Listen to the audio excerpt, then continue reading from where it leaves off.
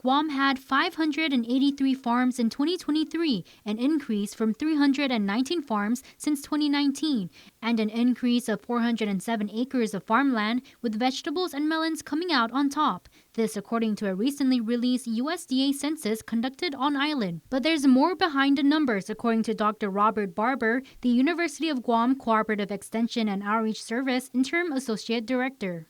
It appears there's a huge number of increase in farmers in Guam, and actually that's not really the case. It's these subsistence producers, like myself, have been around for a long time. It's just previous censuses really focused on the commercial. From improving food security to policy creations, the agriculture census plays an important role for the island. Barber estimates 80 to 90% of Guam's produce is imported, and food prices can run up to 40% higher than the mainland.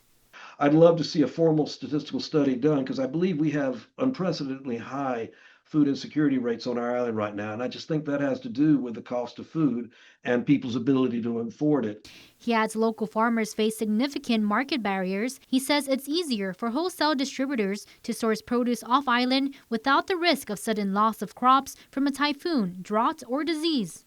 They aren't willing to take the risk because their market's not demanding local produce. And so right now we have a real food insecurity problem because most of our produce is being, well, most of our food in all forms are being sourced off island.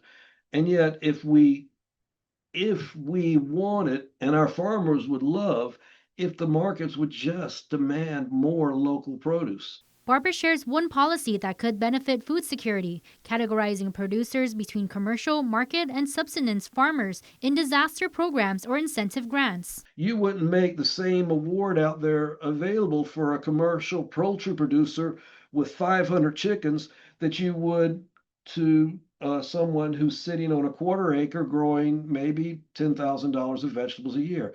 When a disaster hits, it is of critical importance to the island that the commercial producers get up and running again.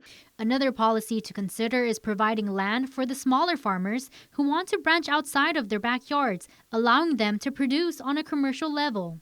Whether it's having a public space for agriculture in a village that you give allotments out, maybe you have 3 acres in a village that you give out 1/10 of acre plots to people who want to grow, or even one 20th of an acre lot, for a garden plot that someone wants to have. But at the end of the day, he says, to help the islands concerning food insecurity, the community needs to demand more local produce.